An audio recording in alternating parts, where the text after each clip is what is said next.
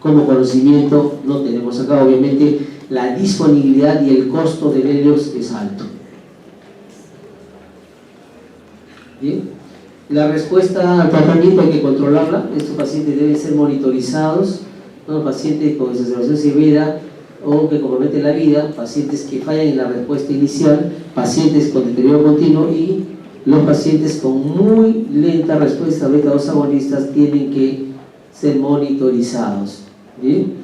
Hay que ver la condición clínica, la saturación de oxígeno, que es lo que manejamos acá en nuestro país, ¿no? La función pulmonar, que es lo ideal medirlo cada hora, pero en este caso hacemos uso o de gasometría de ser necesario o de saturación para ver cómo ha ido mejorando o no la capacidad de oxigenación.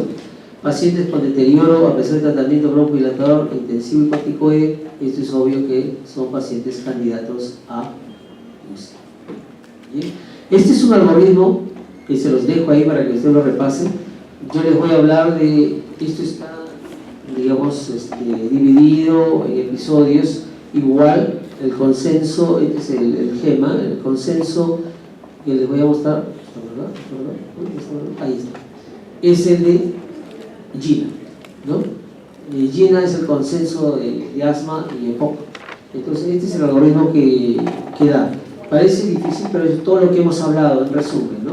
La evaluación inicial, el ABC del paciente, buscar si es que hay, digamos, algún signo como somnolencia, confusión, tórax silente. ¿Para qué? Para definirlo si ese paciente lo podemos manejar o ya debe ir a una unidad de cuidados intensivos, ¿no?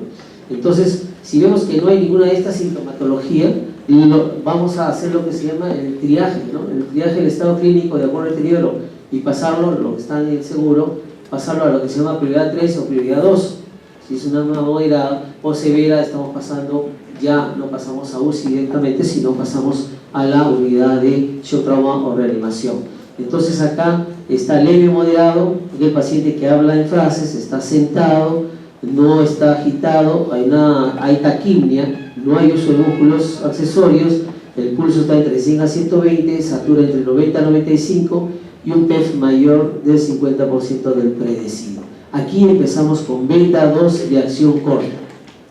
Inicialmente consideramos la necesidad de valvula hipatropio y la intención es mantener una saturación de 93 a 95% y si logramos esto podemos intentar dar la terapia con corticoide bioral de impregnación, ¿no?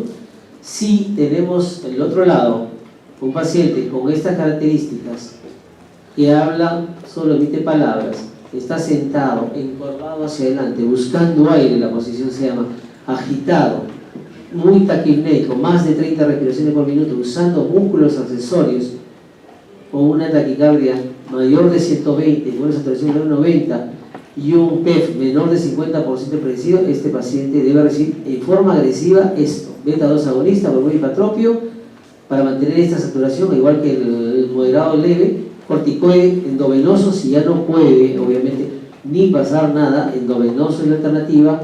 Acá consideramos ya sulfato de magnesio y después vamos considerando la opción de corticoides inhalatorios a dosis alta.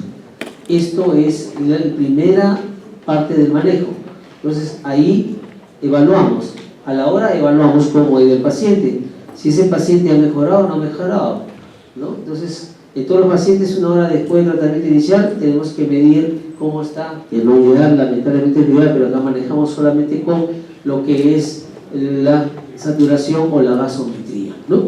Entonces, si tenemos un volumen respiratorio forzado al primer segundo o un flujo pico respiratorio de 60-80% predecido, este paciente está mostrando signo de mejoría, es una más moderada. Después de una observación puede considerarse el alta. Vamos a ver cuáles son los criterios de alta. Pero si por el contrario sigue con un flujo pico respiratorio menor del 60% predecido, este paciente sigue siendo catalogado como un asma severa y tiene que continuarse con el tratamiento anterior y reevaluar y si persiste obviamente pasar a la unidad de cuidados intensivos si es que este paciente empieza a deteriorar su presión arterial de oxígeno y su saturación baja más y es candidato a lo que es ya criterios de intubación, ¿no? Entonces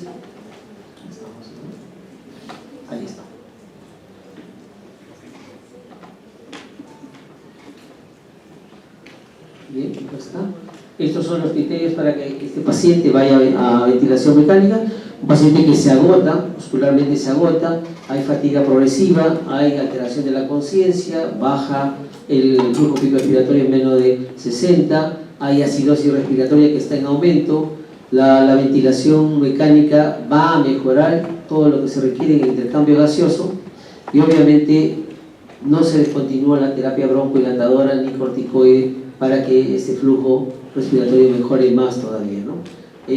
Ya en la parte de cuidados intensivos o unidades críticas, la ventilación mecánica en el asma obviamente pues puede requerir el uso de anestésicos, ¿no? Para poder mejorar e incluso plantear la recuperación, el proceso de broncofibroscopía para lavado bronquiolar, ¿no? Entonces, estos son los pasos que debemos seguir en el asma y estas son las complicaciones que debemos estar atentos, ¿no? Por ejemplo, acá, ¿qué vemos? ¿Se logra ver algo? Sí, ¿no? Si vemos acá el tórax y vemos acá radiolucidez, este es tejido blando allá, ¿no es cierto? Tejido blando. Entonces, esto es la placa de un enfisema subcutáneo. Y si ustedes ven aquí, esto de acá, es como una imagen es una radiopacidad que puede ser compatible con un proceso de tipo neumónico, ¿no es cierto? Esta es una de las complicaciones que más tenemos. ¿Por qué? Porque significa que si hay aire en tejido subcutáneo, debe haber un neumotórax o un neumomediastino, ¿cierto? Y esta placa está bien oscura. La que viene acá es bien característica. Esa placa sí no deben olvidarse, porque ahí ven claramente, ¿no es cierto? Acá está la silueta del pulmón. Este es el muñeco pulmonar y todo esto es el neumotórax. Obviamente esto es drenaje, ¿no? Terminó el drenaje. El paciente se olvidó, es una placa de paciente de otro hospital. Llegó así con una disnea severa, con tiraje supraesternal, intercostal, ya con cianosis, y se tomó la gasometría inmediatamente y terminó intubado.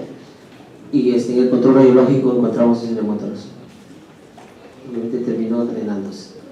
Bien.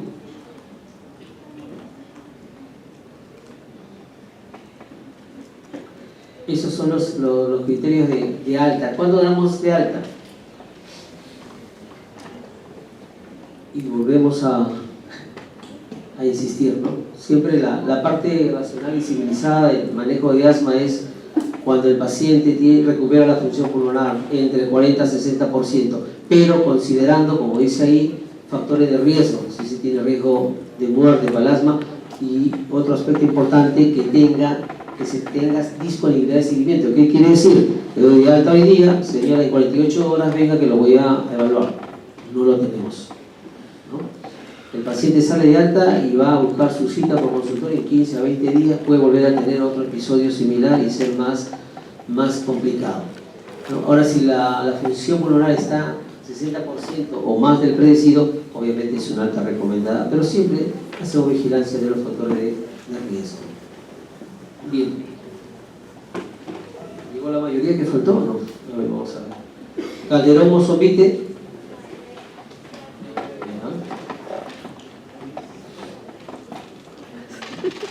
Castro Muñoz.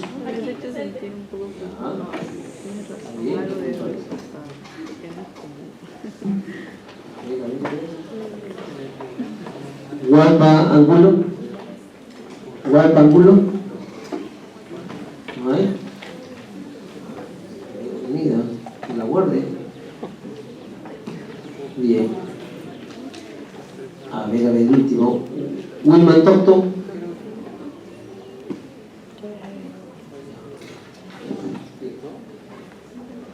A ver, EPOC es otra de las patologías que van a ver. Con frecuencia sí, porque la longevidad está haciendo que veamos más personas mayores con estos cuadros de enfermedad pulmonar obstructiva crónica, ¿no?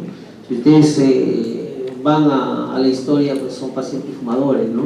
Últimamente la gente que tiene por encima de 90 años, 85 años, ha fumado los famosos cigarrillos negros, ¿no? Y esos algunos, de acuerdo a la condición económica, fumaban el cigarrillo sin filtro, ¿no? En la historia, he buscado la historia, una marca, cigarrillos Inca, ¿no? Yo creo que los abuelos y bisabuelos que pueden tener algunos de ustedes van a recordar esa marca de cigarrillos Inca, ¿no? Y los cigarros negros que fumaban, ¿no? Era el concepto, el hombre fuma esos cigarros que son fuertes, es macho, ¿no? Ese era el concepto que se tenía. Bien, entonces esa longevidad está haciendo que veamos pues cuadros así de manifestaciones pulmonares crónicas, ¿no? Bien, entonces el tema es rápido. El EPOC es una enfermedad prevenible, tratable, más no reversible, no como el asma. El asma tiene la capacidad de revertir, el EPOC no. Podemos solamente prevenir, que es el aspecto importante en el cual se trabaja actualmente, y tratar, ¿no? Para que no se complique y no haga exacerbaciones de asma, ¿no? Este EPOC se caracteriza por síntomas respiratorios persistentes que están en relación a la limitación del flujo aéreo, que no es reversible, ¿no? Y que esto va a provocar toda una respuesta inflamatoria anormal en el pulmón, que generalmente han sido causadas por noxas o partículas externas o gases, ¿no? Que provocan este cambio en toda esta fisiología respiratoria, ¿no? Obviamente la exacerbación y las comorbilidades son las que agravan más la presentación de este EPOC. Este es a grosso modo, porque ahorita hay mucha fisiopatología de mediadores, tanto en asma como en EPOC, pero es, digamos, la generalidad, ¿no? Es un proceso inflamatorio que va a afectar las vías aéreas pequeñas, donde hay inflamación de estas vías aéreas, remodela las vías aéreas y limita el flujo aéreo. Si ustedes ven, inflamación y limitación al flujo aéreo, así empieza, ¿no? Inflamo y luego provoco limitación al flujo aéreo, ¿no? Remodelando la vía aérea, inflamando la vía aérea, o haciendo destrucción de parénquima y perdiendo los espacios alveolares para disminuir la elasticidad del pulmón. Bien, entonces el diagnóstico de EPOC debe ser considerado en cualquier paciente que presente disnea, tos crónica, producción de esputo, ¿no? Y que tenga una historia de haber estado expuesto a factores de riesgo, que lo vamos a ver en otra diapositiva. Entonces el diagnóstico siempre hay que considerarlo, y obviamente la espirometría es el que nos va a decir, es el gol estándar, el que nos va a decir si es que es una enfermedad restrictiva, obstructiva, para poder definirlo como EPOC. La valoración de la gravedad de EPOC se va a basar en la presentación de síntomas, en lo grave de la espirometría y en la presencia de complicaciones que tiene el paciente. Entonces, estos indicadores que tenemos acá son los que se consideran: persona mayor de 40 años que presenta disnea. ¿Con qué característica? Una disnea progresiva que empeora en el tiempo, aumenta con el ejercicio, que es persistente todos los días, ¿no? O sea, es como que tengo pesadez, tengo que respirar hondo, ¿no? Esa es la característica del paciente con EPOC. Una tos crónica intermitente, que muchas veces puede ser seca. Ese paciente que está 3-4 meses con tos y pasa por ahí y dice, no, es un estado alérgico, es el clima, seguramente que empezó con un resfrío. Esos pacientes, más de 40 años o más, que haya disnea, que haya tos crónica o que haya aumento de producción de esputo, ya sea de componente purulento o no, y con exposición, digamos, exposición de riesgo, ese paciente tiene que ser sometido a una espirometría para definir el diagnóstico de EPOC, ¿no? Los factores de riesgo que vemos ahí está propio, que es el genético, que ahora se está basando bastante en el desarrollo de EPOC, que no han tenido factor de tipo de exposición con noxas o partículas, ¿no? El otro aspecto son la presencia de tabaquismo, polvos o sustancias químicas laborales. Ahora ya todas las empresas le dan el cuidado a sus trabajadores, porque basta que un trabajador desarrolle una enfermedad ocupacional, es la empresa la que se hace cargo del personal. Humo de combustibles usados para cocinar o calentar, esto antiguamente, la famosa, en nuestros pueblos, todavía algunas zonas cocinan con leña, ¿no? Ese humo es retóxico. O aquí en las historias de las cocinas, había las cocinas a querosene, ¿no? Usaban querosene, otros usaban ron de quemar, que es el alcohol metílico. Entonces toda esa exposición, ese humo, hace que haya una predisposición a desarrollar enfermedad pulmonar obstructiva crónica. Estos son los factores de riesgo que hemos hablado, genéticos, la exposición a partículas, digamos el desarrollo en el crecimiento pulmonar, estrés oxidativo es lo que están planteando, infecciones respiratorias frecuentes, ¿no? Tuberculosis previa también, ¿no? Es uno de los factores de riesgo para el POC. Bueno, factores socioeconómicos que influyen en la nutrición y las comorbilidades existentes, ¿no? Bien, entonces el diagnóstico de POC está en estos tres círculos, ¿no? Síntomas, disnea, tos crónica, esputo, factores de riesgo, huésped, tabaco ocupacional, contaminantes y la espirometría como parte central para establecer el diagnóstico. Bien, el diagnóstico diferencial, vamos a decir rápidamente con qué, con el asma, que es su vecino frecuente, ¿no? Hay un síndrome de overlap de asma EPOC no definido que tiene de las dos en la espirometría, puede haber patrón obstructivo, ¿no? Y podemos tener sibilancias audibles, digamos, y patología genética de asma. Entonces está en el intermedio, ¿es asma o EPOC? Estamos, como que dice, en la nebulosa todavía no definida, ¿no? Entonces, por eso que lo pone como persistencia y irritación de aire con manifestaciones usualmente asociadas con asma y EPOC, ¿no? Entonces, se encuentra de ambos lados. Esa es bien la discusión. No, es un asma, no, es un EPOC, es un overlap, ¿no? Si tenemos de las dos, es un overlap asma-EPOC. Bien, bronquiectasias, esto generalmente cuando son secuelares por un proceso específico pulmonar, esas dilataciones bronquiales que quedan como bronquiectasias pueden entrar al diagnóstico diferencial de EPOC, sobre todo si tenemos un examen radiológico de tórax, vamos a encontrar infiltraciones que pueden parecernos como un componente crónico, y ya la tomografía es la que nos dice si es que hay realmente dilatación bronquial para catalogarlo como bronquiectasia. Y la clasificación de la severidad de EPOC está basado, nuevamente volvemos, es importante que sepan, porque yo sé que muchos de ustedes van a salir fuera,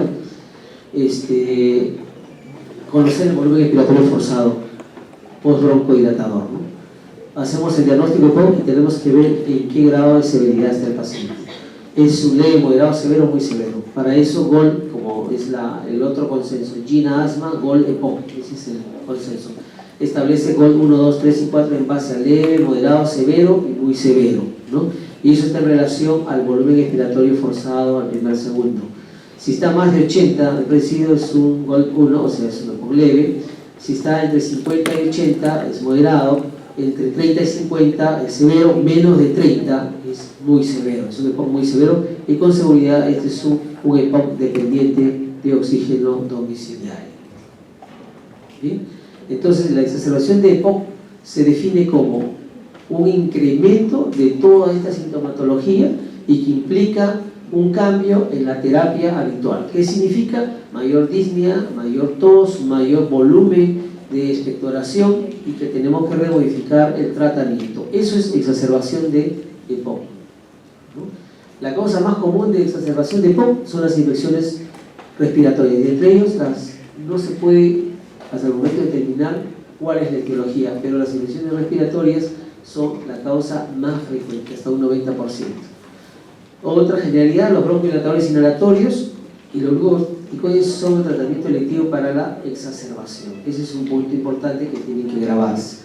El paciente con EPOC exacerbado con signos clínicos de infección de vía aérea puede beneficiarse con tratamiento antibiótico, sí. Por eso que solamente se está indicado cuando existe parámetros para empezar antibiótico terapia. No todo EPOC necesita cobertura antibiótica. Y cuando estamos en etapa de descompensación, la primera, entre el GOL 3, moderado severo, requiere apoyo ventilatorio. La ventilación mecánica no invasiva es la que se debe iniciar antes que la invasiva, ¿ya? Si ahí ya falla, hay que pasar a la invasiva, pero la no invasiva es la que deberíamos emplear antes para evitar ese estrés de intubación, ventilación mecánica, y puede incluso hasta tener un destete prolongado, ¿no? Ventilación mecánica no invasiva mejora la asistencia respiratoria, mejora el pH, disminuye la necesidad de intubación. Lo incómodo de la ventilación invasiva es el arnés, ¿no? Es una máscara que presiona suena bastante fuerte la cara. ¿Y qué condición debemos tener? Creo que hay una diapositiva, es que el paciente esté despierto y que pueda él inspirar adecuadamente. Paciente con somnolencia, obviamente ese paciente no es candidato a ventilación no invasiva. Bien, entonces la clasificación de exacerbación está en base al gol que hemos hablado. Leve, ¿cómo lo tratamos? Con broncohilatadores de acción corta, solamente broncohilatadores de acción corta. La moderada, tratada con broncohilatadores de acción corta, más antibióticos y o corticoides orales. La severa es un paciente que requiere hospitalización o que requiere quedarse en emergencia y que están asociados básicamente, hablando esto ya, de una insuficiencia respiratoria. Estos pacientes son los que deben quedarse. Leve puede ir moderado, se observa y después se da el alta. Bien. Entonces la mortalidad del EPOC está en relación a los hallazgos que tenemos clínicamente: acidosis respiratoria, la comorbilidad importante, de repente es un diabético, es hipertenso o es renal, ¿no? Entonces esas comorbilidades nos van a decir si este paciente puede tener una tasa de mortalidad. Y la necesidad de soporte ventilatorio, de que el paciente ya ingresa a ventilación mecánica no invasiva, es una posibilidad de complicación mayor y que este paciente pueda, que uno no desea, pero tener un éxito letalis si no hay una mejoría del tratamiento convencional que se tiene. Bien, entonces esto es casi una repetición. Factores de riesgo, exacerbación de EPOC, la severidad de EPOC, historia de exacerbaciones previas. De bajo riesgo obviamente es GOL 1 y 2, que es media moderada, y de alto riesgo es GOL 3, GOL 4, ¿no? Entonces ahí nos dan algunas especificaciones: más de 2 exacerbaciones por año o una hospitalización debida a una exacerbación. El otro factor de riesgo de exacerbación de EPOC es el reflujo gastroesofágico, pero no solo en EPOC, ojo, también en los pacientes asmáticos. Siempre hay una correlación entre asma y diarrea hiatal y reflujo. Es un factor que puede producirnos lo que es el broncoespasmo o la disnea en los pacientes. Hipertensión pulmonar, obviamente, como consecuencia del desarrollo de una hipertensión pulmonar por un componente marcado cardiopulmonar. Bien, entonces la evaluación y el diagnóstico está en relación a lo que siempre vamos a recalcar: la historia médica, ver si hay incremento en la dificultad respiratoria, si es que hay sibilantes y opresión torácica, hay fiebre como alguna comorbilidad infecciosa, si hay incremento de tos, esputo o cambios de coloración o tonicidad en la secreción, ¿no? Entonces tenemos que evaluarlo con toda la historia médica como lo hemos hecho. Bueno, ¿no? Tenemos el BEF, cuánto tiempo ha durado los síntomas, cuántos episodios previos, cuántas hospitalizaciones, qué enfermedades, qué está recibiendo, si ha tenido ventilación mecánica o no. Y como simple severidad, ver si este paciente al momento del examen tiene uso de músculos accesorios, si hay una respiración paradójica, si hay algún tipo de cianosis central, si hay edema, si hay inestabilidad hemodinámica, o sea, si hay hipotensión o shock, si es que hay signo de insuficiencia cardíaca, o si hay ya una alteración del trastorno de conciencia, ¿no? Bien, entonces estas exacerbaciones son las que nos van a dar consecuencias. Obviamente impacto en la calidad de vida, porque va a ir postrándose más el paciente cuanto más avance el EPOC, nos va a provocar síntomas y función pulmonar alterado, nos aumenta obviamente el costo económico para el grupo familiar, la mortalidad y el deterioro progresivo de la función pulmonar. Igual que el asma, ¿cómo lo vamos a evaluar? Acá, gases arteriales, ¿no? Obviamente para determinar si estamos frente a un paciente con EPOC e insuficiencia respiratoria o si estamos con una alteración metabólica de una acidosis moderada severa que va a requerir ya un inicio inmediato de una ventilación mecánica. Radiografía de tórax para ver si es que hay algún proceso infeccioso asociado. Electrocardiograma si es que hay comorbilidad coronaria o crónica que pueda estar motivando la exacerbación. Otros exámenes, obviamente el hemograma, bioquímica, los de rutina que llamamos, mal llamado rutina, ¿no? Porque acá seleccionamos tengo EPOC, gasometría, radiografía de tórax, electrocardiograma. Son condiciones importantes en las cuales tenemos que manejar. Bien, entonces esto es lo que le demostré hace un ratito. El tratamiento leve, solo broncohilatadores de acción corta, moderado, hay que usar broncohilatadores de acción corta con antibióticos y o corticoides orales, y el severo hospitalización para terapia intensiva. Bien, el manejo de las exacerbaciones indica hospitalización, todo lo que hemos visto, incremento de todos los síntomas, que haya un diagnóstico de EPOC severo, que aparezcan nuevos signos como cianosis o edema periférico que no tenía antes, y que haya recibido una terapia y que no haya respuesta, y más si es que tiene problemas cardíacos de fondo o metabólicos de fondo, obviamente tiene que ser hospitalizado. Bien, entonces acá vamos a dejar esto acá.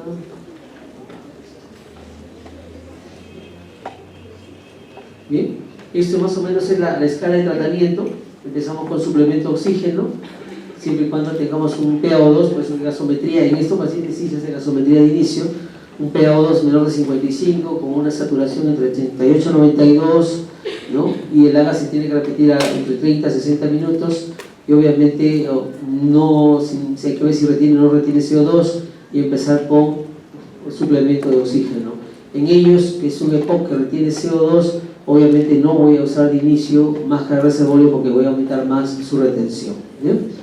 La terapia broncohilatadora que hemos hablado, beta-2 agonista de acción corta, siempre si usamos los MDI con espaciadores o los nebulizadores. Si fracasa, agregar el anticolinérgico. Las metilxantinas obviamente no están consideradas actualmente. En terapia de glucocorticoides oral, si es que hay capacidad de toma, prednisona o prednisolona hasta 40 miligramos, y no más de 5 días debe recibir tratamiento con corticoide. Y el antibiótico, si es que presenta 2 de los 7 síntomas: aumento de volumen, espunto, incremento de la disnea, cualquiera de ellos, y que sea purulenta, obviamente pues tiene indicación de usar antibióticos. Bien, este es un cuadro que se tenía antes, que sirve todavía, es para estratificar a los pacientes de EPOC de acuerdo a los microorganismos que tenemos. Entonces, pero se debe empezar el tratamiento antibiótico si lo queremos hacer con un beta-lactámico con un inhibidor de la beta-lactamasa, ¿no? Usar macrólidos, en algunos casos cefalosporina de segunda generación, y quinolonas cuando estos pacientes tienen riesgo de tener colonización de pseudomonas, ¿no? Pero es beta-lactámicos con inhibidor de beta-lactamasa, macrólidos como acitromicina o claritromicina, y cefalosporina de segunda generación bioral. Cuando estamos hablando ya de paciente hospitalizado, obviamente ya se instala la terapia endovenosa, ¿no? En nuestro país, quinolonas en los hospitales no lo tenemos y generalmente no lo usamos porque por la alta incidencia de tuberculosis, y dentro de ellos MDR, XDR, obviamente hay esquemas que incluyen quinolonas, entonces se prefiere no usar para no generar resistencia a estos fármacos. Por eso que empleamos cefalosporina de tercera generación de actividad de gram negativos, o que tenga alguna actividad antipseudomónica de ser necesario, o adicionar un medicamento antibiótico si pensamos en un germen atípico tipo macrólido. Bien, pensamos en riesgo de pseudomonas cuando tengamos estas condiciones. Es un paciente que frecuentemente usa antibióticos, ha tenido el año anterior ha tenido 4 más cursos de infección respiratoria, que ha estado recientemente hospitalizado, que hayan aislado en una hospitalización pseudomonas, y que obviamente tenga un EPOC severo en donde hay menos del 50% del BEF en el paciente. Son condiciones de riesgo de pseudomonas, ¿no? Y estas son las condiciones para admitirlo o derivarlo a la unidad crítica: disnea severa que no responde a la terapia que han empleado, trastorno del sensorio, confusión, letargia o coma, hipoxemia persistente a pesar del tratamiento, hipercamia progresiva, ¿no? Entró con 50 y está en 60, 70, 80, y el paciente ya se torna confuso, obviamente es un paciente que tiene que ir a una unidad crítica. La cirrosis respiratoria que siga, digamos, incrementándose a pesar de todo el tratamiento de oxígeno e incluso ventilación invasiva, y que ya empiece a haber inestabilidad hemodinámica. Son condiciones en las cuales tenemos que hacer uso ya de elementos vasopresores y mandarlo a la UCI para apoyo de ventilación mecánica, ¿no? Entonces, Como les decía, estos de acá son criterios para ventilación no invasiva, en donde pues el paciente está con disnea moderada severa, hay músculo accesorio, pero la condición importante es que esté despierto, que pueda apoyar o jalar el oxígeno que le estamos dando a través de la máscara facial que se usa, ¿no? ¿Quiénes son los que excluyen? Obviamente el arresto respiratorio. Si es que hay hipotensión shock, no va a ser candidato a ventilación invasiva. Trastorno del sensorio, abundantes secreciones, pacientes quemados, pacientes con obesidad extrema, obviamente esos pacientes no son candidatos a ventilación no invasiva. Y todo lo demás es indicación para ventilación mecánica invasiva. Si no tolera la ventilación no invasiva, si hay un estado post-paro respiratorio o post-paro cardiorrespiratorio, con trastorno de conciencia, ¿no?, aspiración masiva, inestabilidad hemodinámica, presencia o no de arritmias, son condiciones en las cuales el paciente ya no podemos mantenerlo con una ventilación o suplemento en un área que no sea crítica, y ese es candidato a ventilación mecánica no invasiva. Estos son los criterios de alta, ¿no?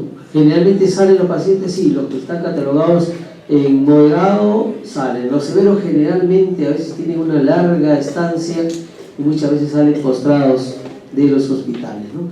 Pero estos son los criterios que hay que considerar. Aquel paciente que es capaz de usar broncodilatadores, ¿no?, por sí mismo, o sea, ya sea con una aerocámara, que no haya requerimiento frecuente de los beta-2 agonistas, que estén estables hemodinámicamente dentro de las 24 horas, que la gasometría se mantenga en relación a su basal constante, ¿no?, en las 24 horas, como para decir puede ir a casa con evaluación permanente, y que obviamente tengan un conocimiento del correcto uso de medicamentos el paciente o la familia que lo va a asistir, ¿no? Entonces esas son condiciones de alta, y que el paciente pues muestre una autosuficiencia en la cual pueda comer, sentarse, ¿no?, digamos que pueda caminar si es un EPOC moderado, ¿no?, pero que pueda levantarse, estar despierto, y que pueda mantener una actividad casi normal en su hábito, digamos, de casa, ¿no? Bien, bueno, estos son los dos temas que hemos querido hacerles llegar.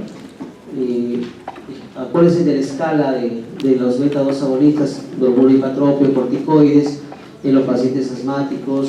Verifiquen la pirometría en los pacientes con sospecha de EPOC básicamente. Bien, ¿preguntas? Listo, terminamos, gracias.